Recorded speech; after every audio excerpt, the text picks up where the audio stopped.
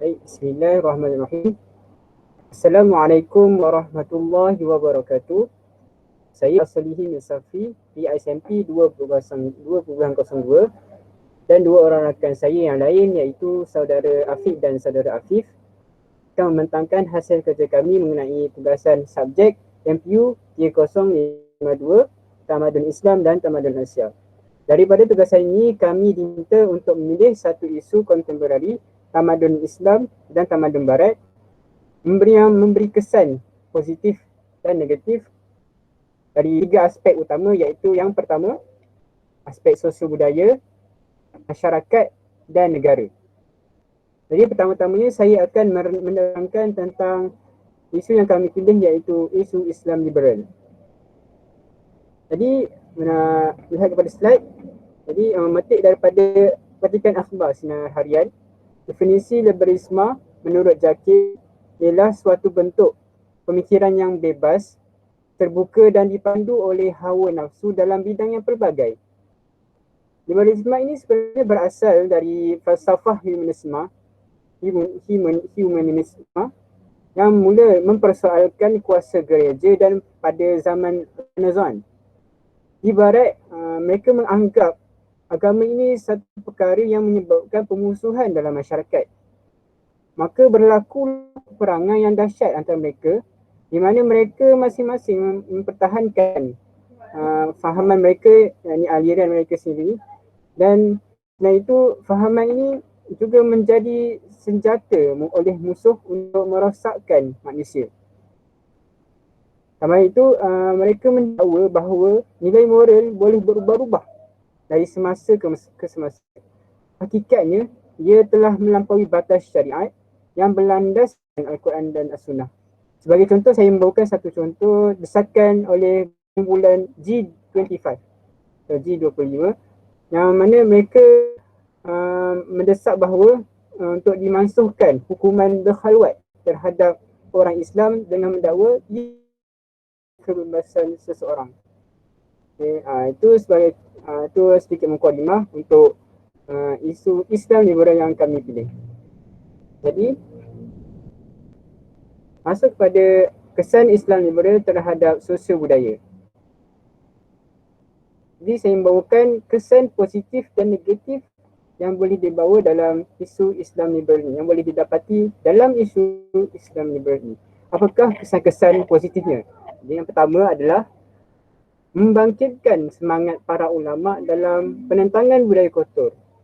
Okay. Seperti mana kita tahu, dalam Islam liberal ini, pelbagai budaya yang telah diterapkan dan ya sebab kebebasan manusia untuk melakukan apa sahaja. Jadi para ulama Islam itu sendiri, para asatizah dan semua yang berilmu akan menentang secara keras terhadap Islam liberal ini. Budaya kotor sebagai contoh, seperti meminum arak, berzina, berjudi dan sebagainya. Ini adalah satu bentuk kebebasan yang telah melampaui batas syarak. Dan yang kedua, mewujudkan pelbagai kajian ilmiah dalam menentang kepercayaan yang menyeleweng. Dan kita boleh lihat para profesor, doktor-doktor doktor falsafah yang mengeluarkan pelbagai kajian tentang Islam liberal ini yang memberi yang membuka mata masyarakat untuk mengetahui sejauh mana Islam liberal ini dan berapa bahayanya Islam liberal ini dalam masyarakat kita.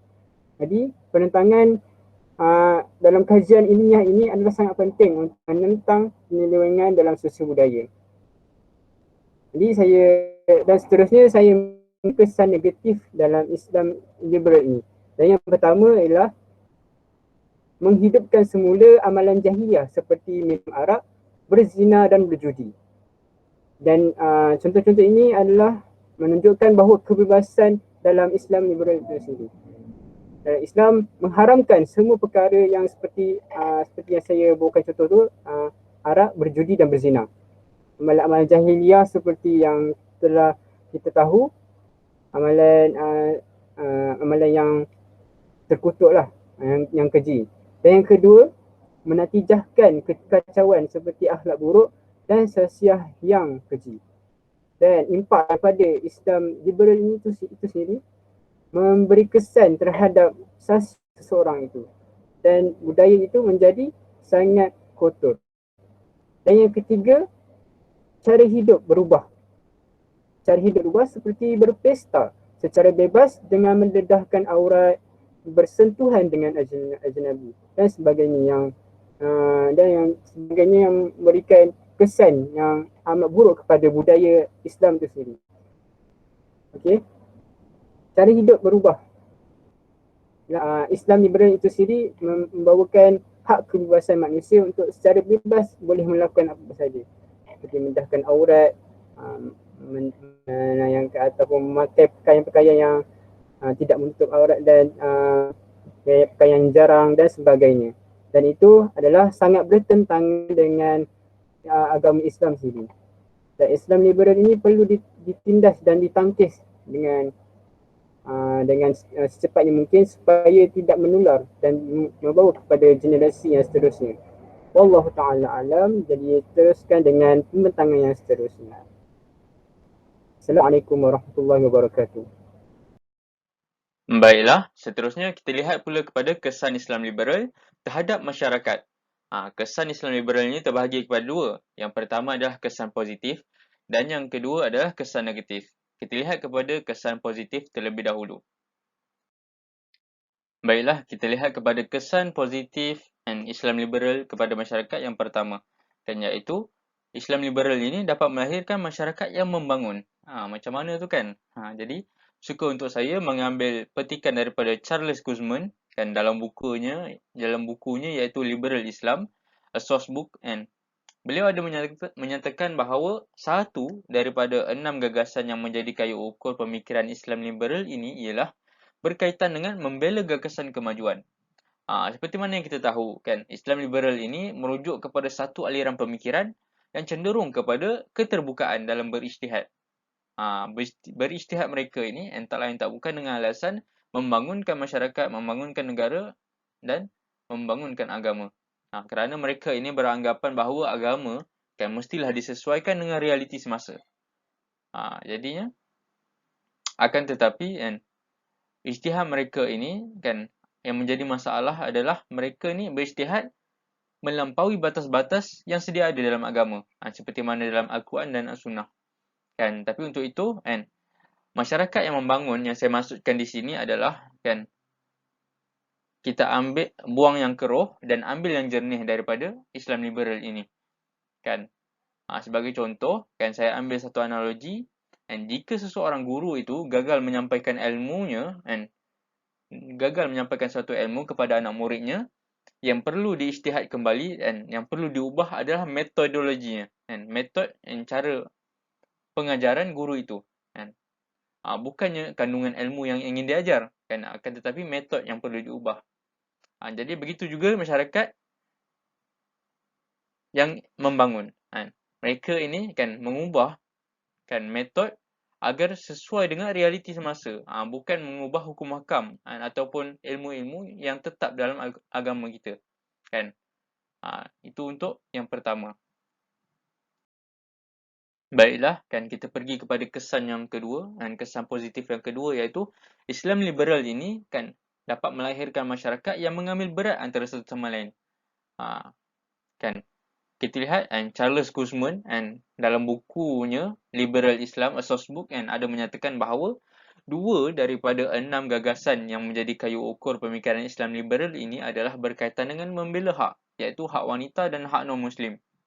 Dari situ kita dapat lihat bahawa mereka ni prihatin, mereka ni ambil tahu, mereka ni bertanggungjawab untuk menjaga kebajikan masyarakat, terutamanya jika kita lihat di sini masyarakat wanita dan non-Muslim lah kan.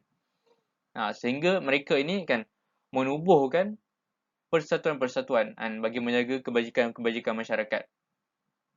Seperti sebagai contoh Sisters in Islam and SIS, Pertubuhan Pertolongan Wanita atau Women's Aid Organisation WAO, dan All Women's Action Society AWAM kan.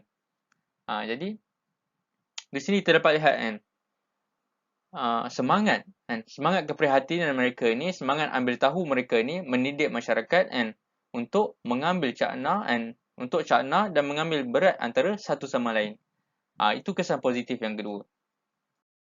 Baiklah, seterusnya kita pergi pula kepada kesan negatif Islam liberal terhadap masyarakat.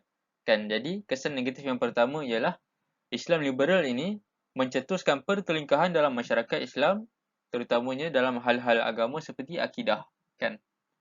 Jadi seperti mana yang kita tahu kan dan saya sebutkan tadi, mereka ini, golongan Islam liberal ini kan cenderung kepada keterbukaan dalam berijtihad. Sehingga kan ijtihad mereka ini melampaui batas-batas agama yang telah sedia ada, seperti mana dalam Al-Quran dan As-Sunnah.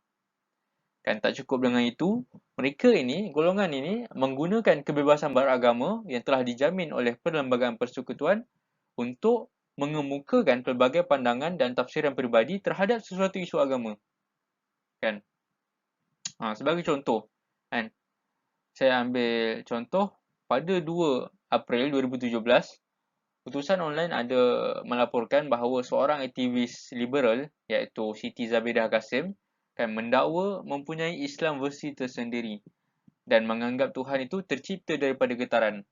Jadi apabila mereka ini berijtihad mengemukakan pandangan mereka tanpa merujuk disiplin ilmu yang benar, kan, mereka mengelirukan masyarakat.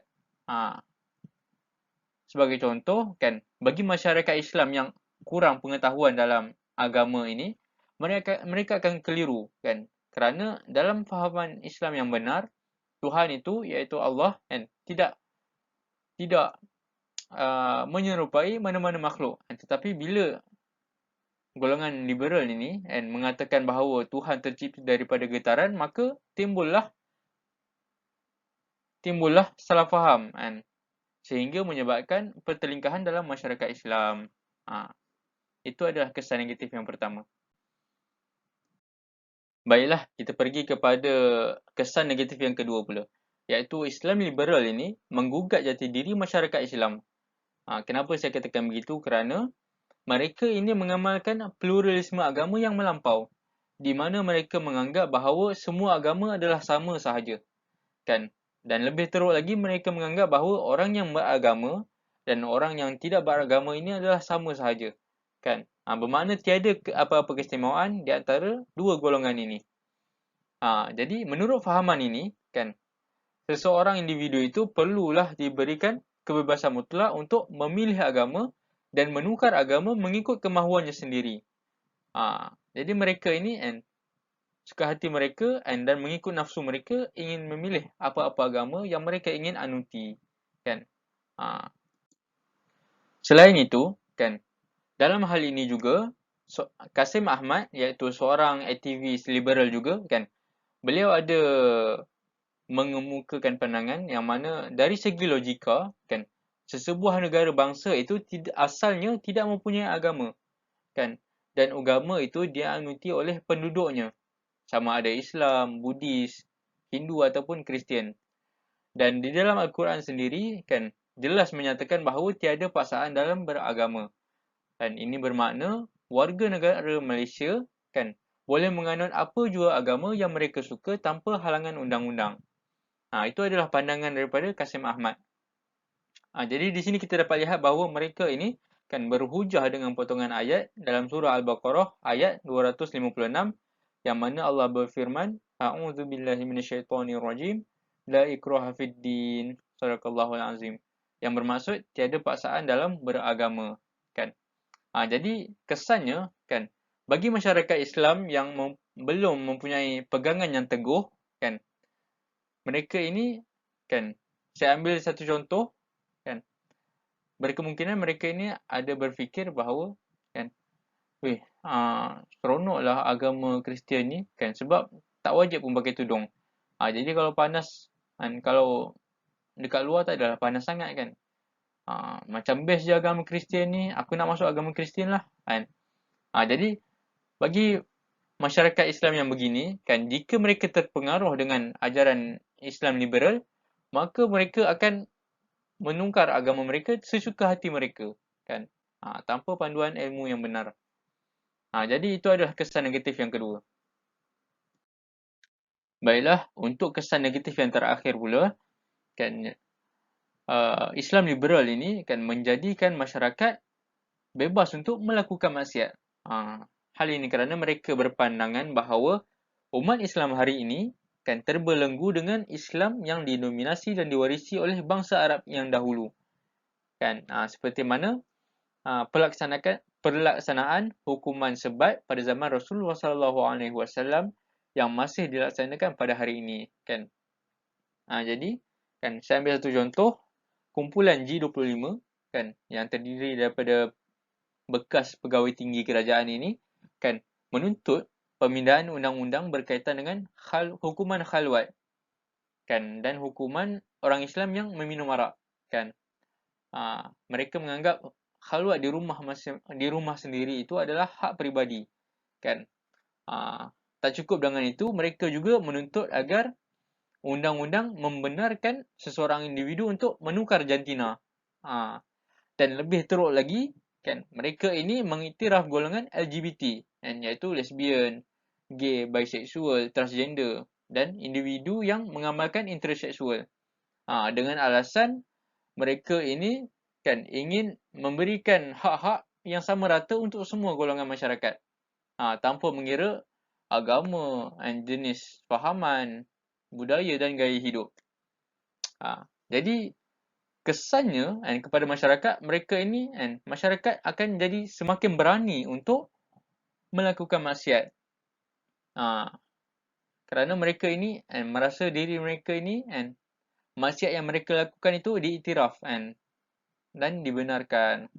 Jadi itu adalah kesan negatif yang ketiga. Okey, baiklah. Bismillahirrahmanirrahim. Assalamualaikum warahmatullahi wabarakatuh. Okey, saya Muhammad Afif bin Ali akan terus menyambung kesan Islam liberal terhadap negara, di mana pembentang sebelum ini telah menceritakan apa itu liberal Islam dan apa itu kesan kepada sosial budaya dan kesan kepada masyarakat. Dan saya akan terus kepada kesan liberal Islam terhadap negara. Okey.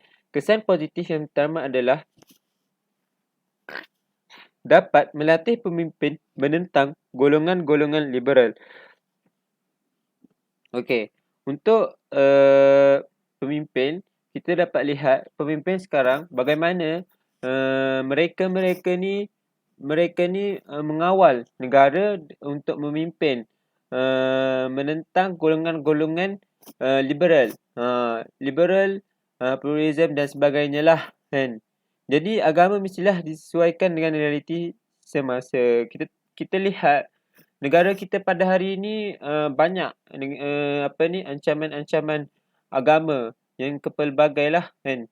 Yang contohnya sebagai agama pluralism, agama liberalism, sekularism dan pelbagainya lah. Jadi Islam ni perlu diangkat ataupun perlu diperluas lebih lagi secara menyeluruh. Kan? Lebih-lebih lagi negara yang negara yang Islam. Okey. Seterusnya adalah menyuruh manusia untuk berfikir. Okey. Dengan adanya kepelbagaian negara ni seperti negara seperti agama, kepelbagaian agama seperti agama lain seperti pluralism apa semua tu. Jadi dia dapat menyuruh manusia untuk menggunakan akal fikiran. Jadi dengan tu akal fikiran manusia ni sudah tentu akan subur kerana berfikir tentang benda-benda yang mendatangkan faedah. Okey, untuk yang seterusnya adalah memastikan keselamatan negara. Okey, untuk keselamatan negara.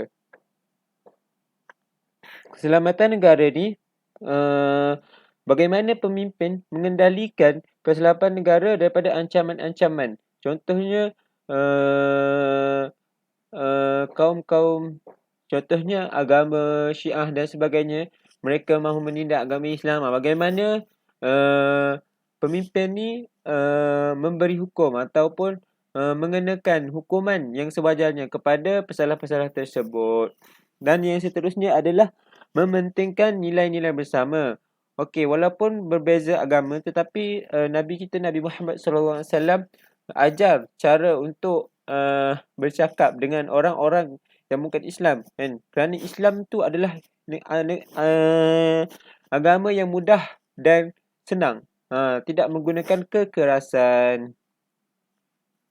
Yang seterusnya adalah strategi dakwah dilakukan oleh agensi-agensi agama. Okey. Dengan adanya kepelbagaian agama ni sudah tentu strategi-strategi dakwah perlu dilakukan dengan pemimpin menghantar contohnya mufti-mufti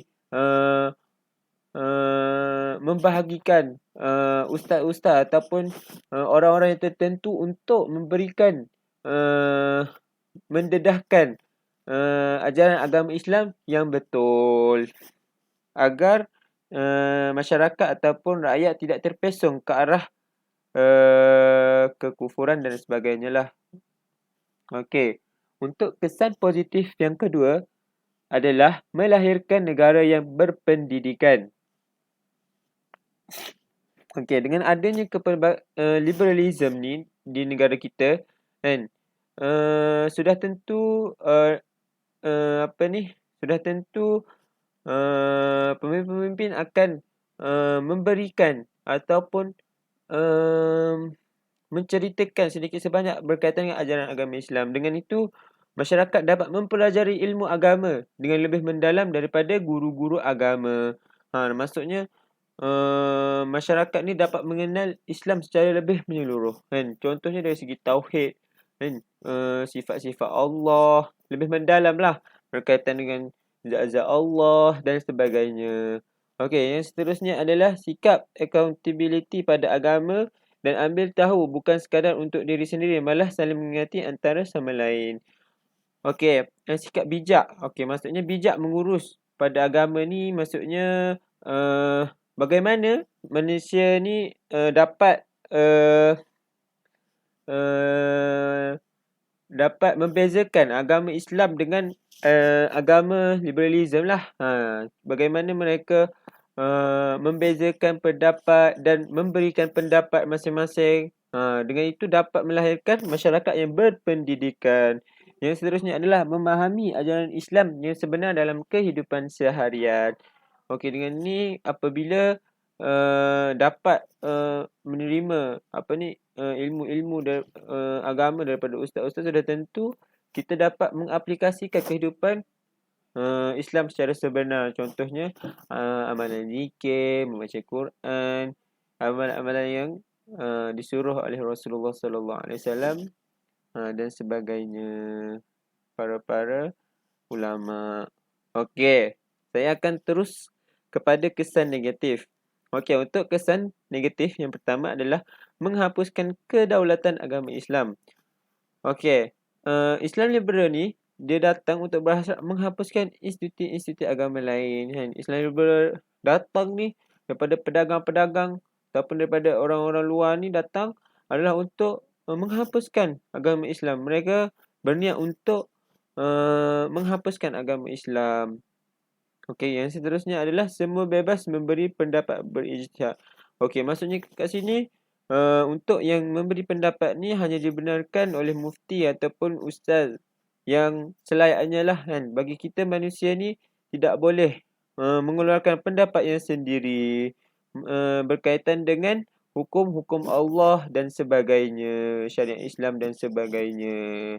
Okey, untuk yang seterusnya adalah mempertikaikan hukum syariat. Contohnya syariat Islam yang telah ditetapkan seperti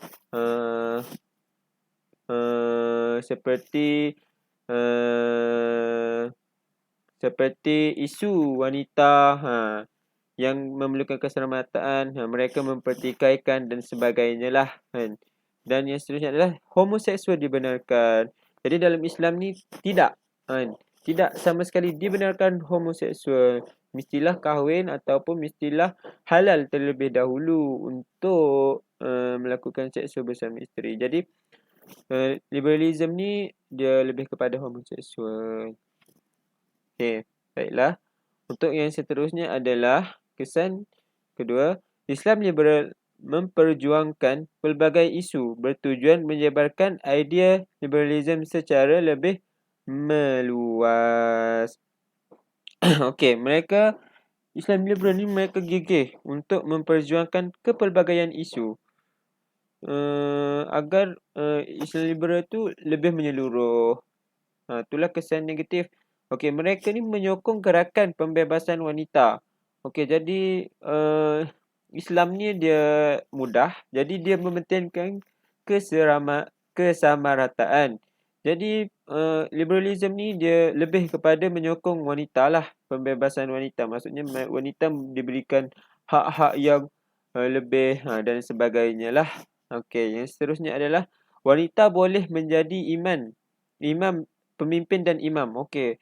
Seperti yang kita tahu, kalau ada lelaki dalam Islam ni mestilah lelaki menjadikan imam itu. Dan lebih utamalah lelaki kerana wanita-wanita ni dia lebih kepada aurat dan sebagainya lah. Dia lebih kepada suara dia untuk batasan dia tu tidak boleh terlalu tidak boleh terlalu bersosial macam tu. Okey. Yang seterusnya adalah menolak poligami. Dan seperti yang kita tahu, poligami ni dibenarkan sebagaimana Rasulullah SAW yang berkahwin dengan Aisyah, Khadijah dan sebagainya lah kan. Jadi benda ni mereka menolak. Okey, untuk yang seterusnya mereka juga menolak aurat. Seperti itu mereka mengutamakan wanita, iaitu mereka memberi kebebasan kepada wanita ni.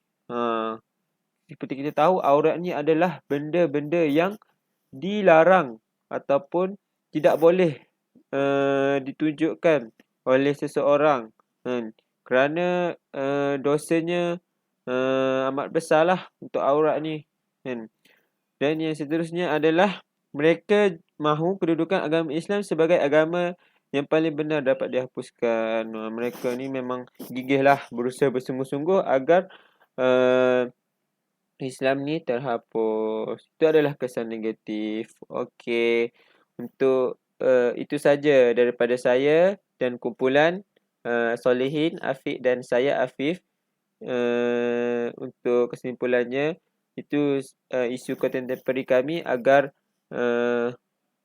masyarakat dapat membimbing dengan baik. Sekian, wabillahi taufiq. Wassalamualaikum warahmatullahi wabarakatuh.